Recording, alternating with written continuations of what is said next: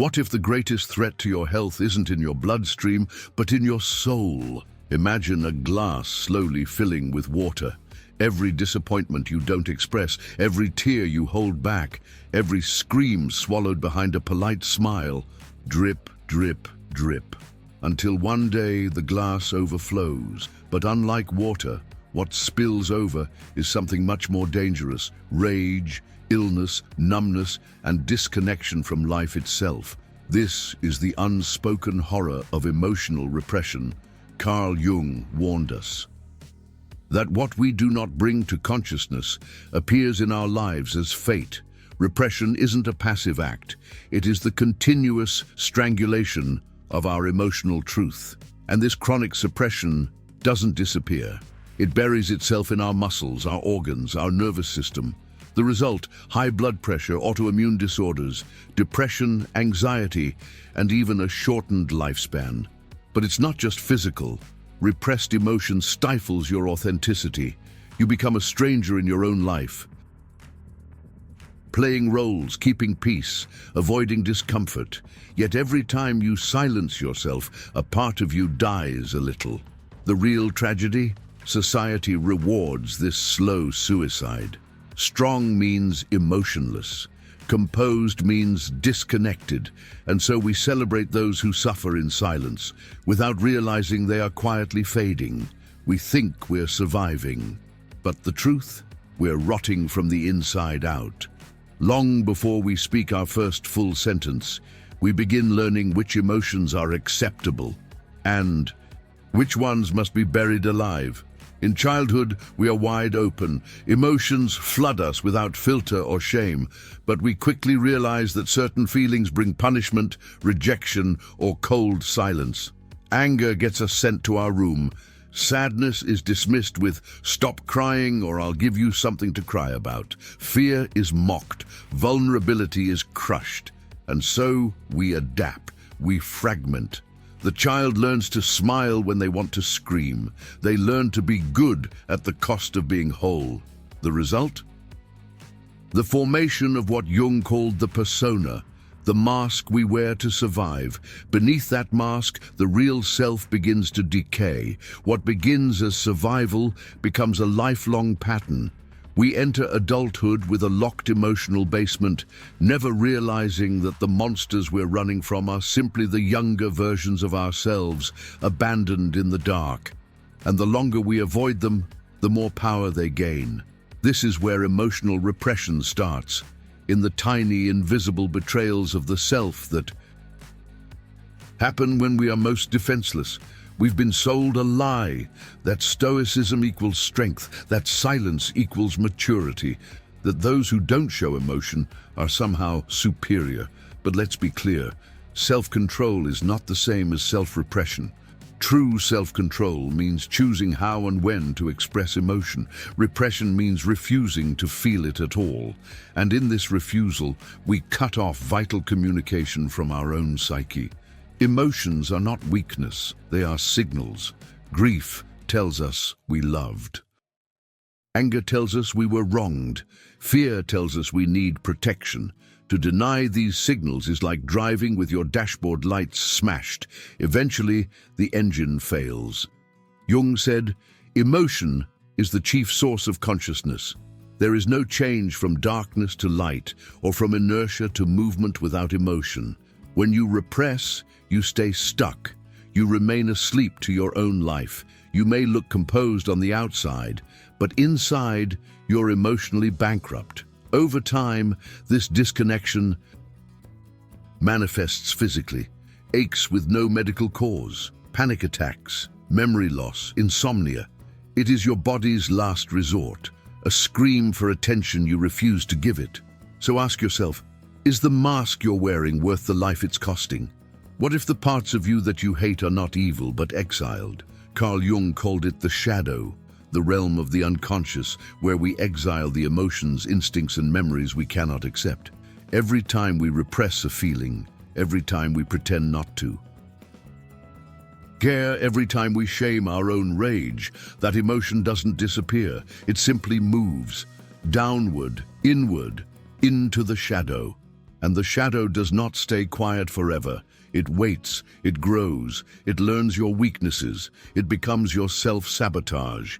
The snide comment that destroys a relationship, the panic attack that seems to come from nowhere, the inexplicable fatigue that hits just when you should feel happiest. This is the shadow knocking. Jung believed the human being is not meant to be perfect, but whole. And wholeness only comes when we integrate our darkness, when we shine the light of awareness into our hidden chambers. Repression, therefore, is not just emotional denial, it's psychological division.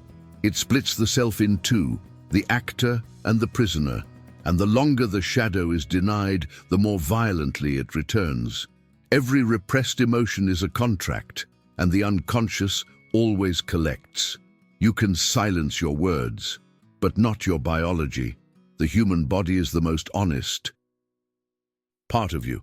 While the mind can lie, deflect, justify, the body tells the truth every time. And when emotions are repressed long enough, they will find expression in the flesh.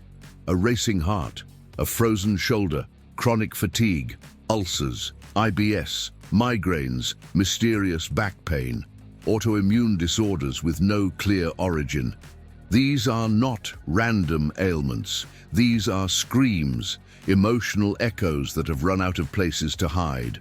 Modern medicine often dismisses these connections, but Jung, and many trauma-informed doctors today, insist otherwise. The body keeps the score. It stores the grief never cried out, the rage never screamed, the fears swallowed whole. It does not forget.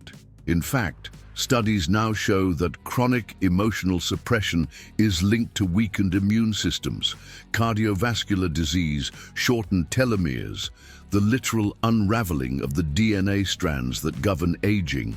Translation: emotional repression can age you, wear you down, and kill you. The question is not if your body is listening, it's how loud it will have to scream before you finally respond. There is a darkness hidden behind every forced smile. We live in a culture obsessed with positivity. Just be grateful. Good vibes only. Don't dwell on the negative. It sounds innocent, even healthy. But what if this obsession with light is actually what's keeping us sick? Jung warned us that the brighter the light, the darker the shadow. When we push ourselves to feel only joy, only love, only peace, we exile a massive part of the human experience. We label sadness as weakness, anger as toxicity, fear as failure, and so we fake it on social media, at work, even to ourselves. But you cannot heal what you do not feel. This toxic positivity becomes another form of repression, a velvet cage. And what makes it more dangerous is that it's socially rewarded. You're admired for being so strong while dying inside, encouraged to move on when you haven't even processed what's happened, praised for keeping it together while your nervous system screams for relief. Real healing demands presence with pain. It requires us to sit in the fire, not escape it, to feel the full spectrum of what it means to be alive, even when it burns. Because only by embracing the darkness can we ever truly step into the light. Have you ever felt like years pass in a blur, yet some moments feel like they never end? This is not a trick of memory, it's a function of emotional repression. Jung understood time not as a linear path, but as a psychic experience. And when emotions are trapped, time distorts. Trauma freezes us, guilt loops us, suppression stretches the unbearable into infinity. A repressed life is not a lived life, it's a paused one. You go through the motions, perform the rituals of routine, but deep inside, time isn't moving. You're still stuck at the betrayal that broke you, the loss you never mourned, the shame you buried so deeply you forgot its name. And the more you repress, the heavier the years become, not in number, but in weight. Biologically, stress hormones like cortisol accelerate aging. But psychologically, emotional repression collapses time. You feel older than you are, or younger than you should be. Either way, you're not present. You're either frozen in a pain you denied or racing through life to outrun it. But pain doesn't forget, and neither does the soul. Why do we keep choosing what destroys us?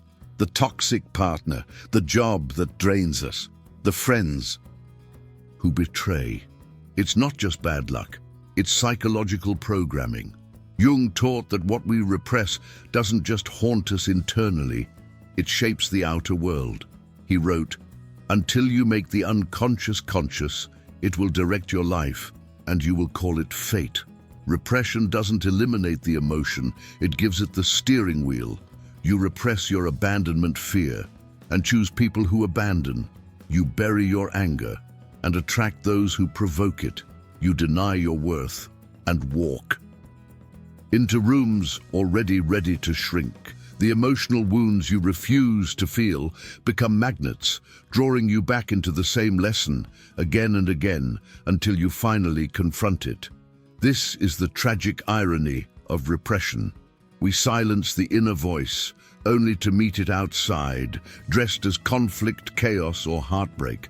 The world becomes a mirror of our denial. Every new hurt becomes a twisted echo of the original one, and it will not stop until we stop running. You can look healthy, be successful, smile often, but inside, your nervous system may be decades older than your birth certificate suggests. The science now proves what Jungian psychology intuited for years. Unresolved trauma accelerates aging. Emotional repression activates chronic stress, and chronic stress wears down every system in the body, from cellular damage to hormonal imbalance, from cardiovascular strain to memory decay. The cost is invisible until it's irreversible. But there's more. The mind itself begins to atrophy. Your capacity for joy shrinks. Your curiosity dies.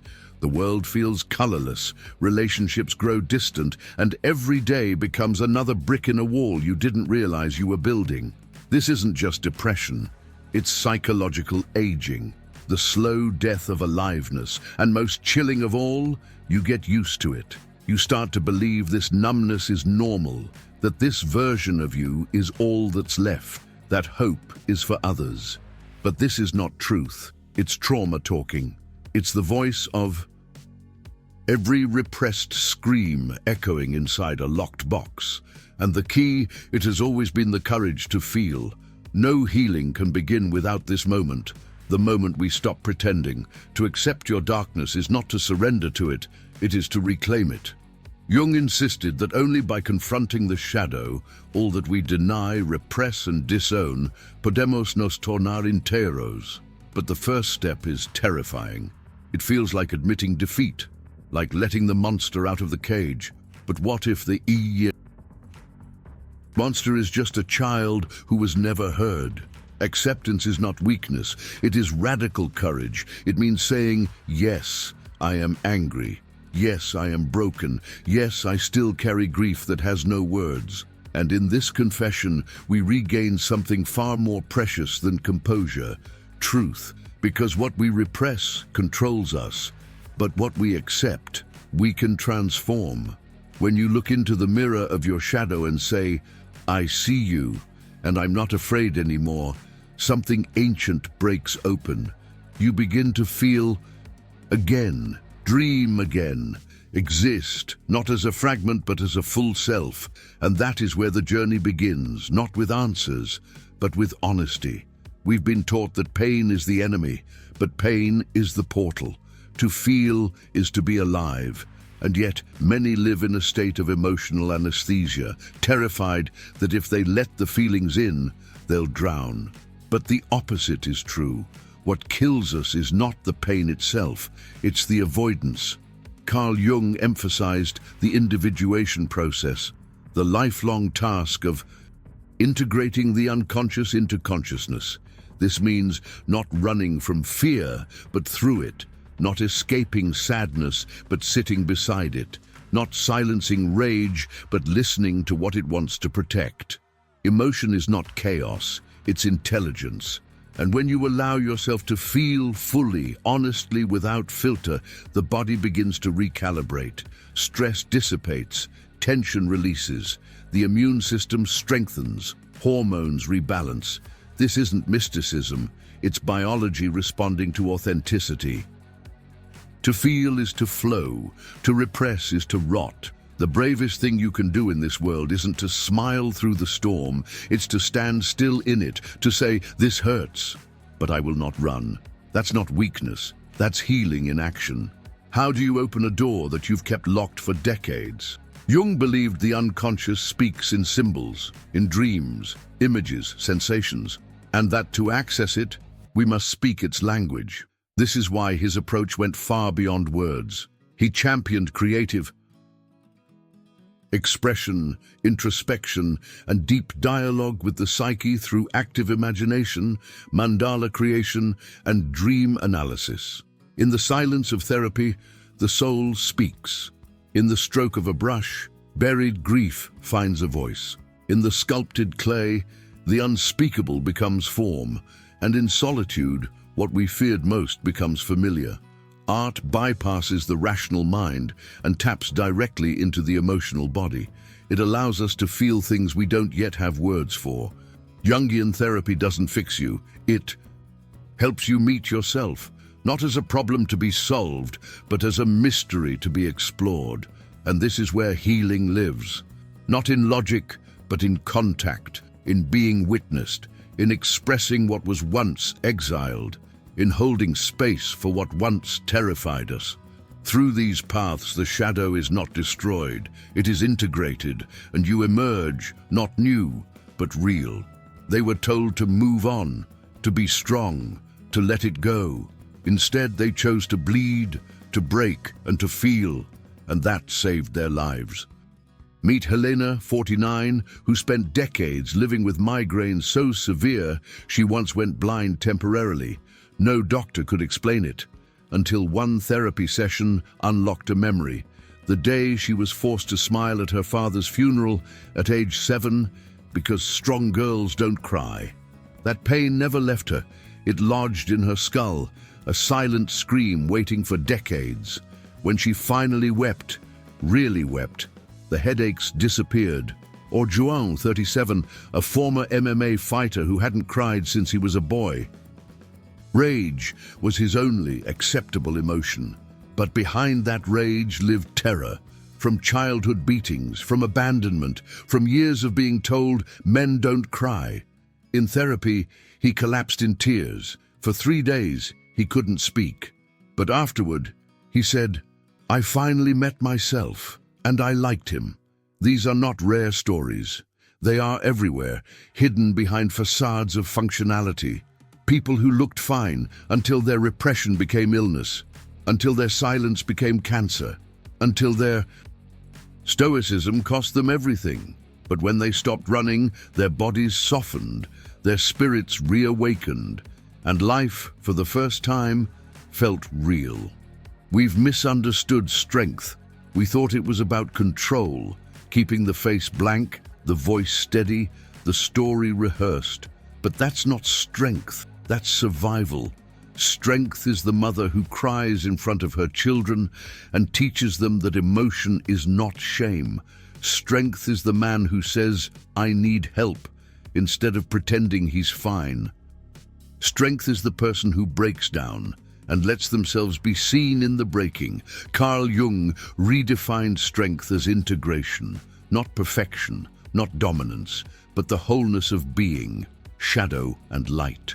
Vulnerability is not weakness. It is proof that you are alive and open, that you have not turned to stone in a world that rewards numbness. There is an ancient wisdom in tears, in trembling, in saying, "I don't know." The strongest people are not those who hide emotion, but those who welcome it as a guest, sit with it, and listen to what it's come to teach. To feel is not to fall apart. To feel is to come back together. And now, the question we began with, can repression shorten your life? The science says yes, the psyche says yes, and the lives of those who dared to feel say it louder But the inverse is also true. To liberate your emotions is to reclaim your years, to breathe again, to digest again, to sleep again, to love again, not as performance, but as presence. Emotional freedom is not a luxury. It is the very core of vitality. When you stop repressing, the nervous system shifts from survival to restoration. The heart rate slows, the body heals, creativity returns, intuition sharpens, and suddenly the colors come back to the world. But more than that, the soul stretches. You begin to feel things deeply. Sunlight, music, silence, connection. You laugh harder, cry easier, forgive quicker, because you're no longer afraid of being human. This is the life Carl Jung dreamed of, not sanitized, not painless, but authentic, wild, whole. So don't ask, what happens if I feel too much? Ask, what happens if I never feel at all? Because the real tragedy is not death, it's never having lived. Pain has a strange way of molding us, quietly, invisibly, yet completely. We grow up thinking we are simply becoming adults, adjusting to reality, learning to be strong. But what we often call maturity is sometimes just accumulated silence. It's a collection of unspoken heartbreaks, forgotten tears, and rooms in our souls we've never dared to open. We survive not by confronting, but by compartmentalizing. We push the truth into the basement and bolt the door, telling ourselves we've moved on. But nothing truly disappears when repressed. It just waits. And as we've explored throughout this documentary, that waiting comes at a cost: physical, psychological, and spiritual. Carl Jung understood that the shadow, the denied self, is not evil. It is neglected. It holds the parts of us that needed love, recognition, and healing, but instead received shame, rejection, or indifference. And the longer we refuse to face that shadow, the more it warps our reality, distorting not only our health, but our very sense of identity. To repress is to disconnect from others, from the body, from the truth, and ultimately from ourselves. This disconnection creates a hollow space inside us, one that aches even in the middle of laughter, that echoes even in the most crowded room. You can have everything, money, status, success, and still feel that emptiness. Why? Because emotional pain is not healed by external achievement. It's only healed by presence, by love, by truth. But what if I told you, dear viewer, that this ache in your soul, the one you've tried to silence, suppress, outgrow, is not just a wound, but a whisper from something far greater than your trauma, a whisper that calls you back, not just to emotional honesty, but to spiritual belonging. Because beyond psychology, beyond Jung, beyond even the mechanics of repression and healing, there is a deeper truth, and it begins with love. Not human love, conditional and flawed, but divine love, pure, limitless, eternal. A love so vast that it refuses to give up on you, even when you've given up on yourself. A love that doesn't shame your pain, but enters it, walks through it, redeems it. John 3:16 tells us, "For God so loved the world that he gave his one and only Son, that whoever believes in him shall not perish, but have eternal life." This verse is not just theology. It's the antidote to despair. It's the declaration that you are seen, known, and wanted, exactly as you are. Not when you're healed, not when you're strong, but right now, in the rawness of your grief, your confusion, your fear. God does not ask you to pretend. He invites you to surrender, to let go of the masks, the performances, the emotional prisons you've lived in for so long.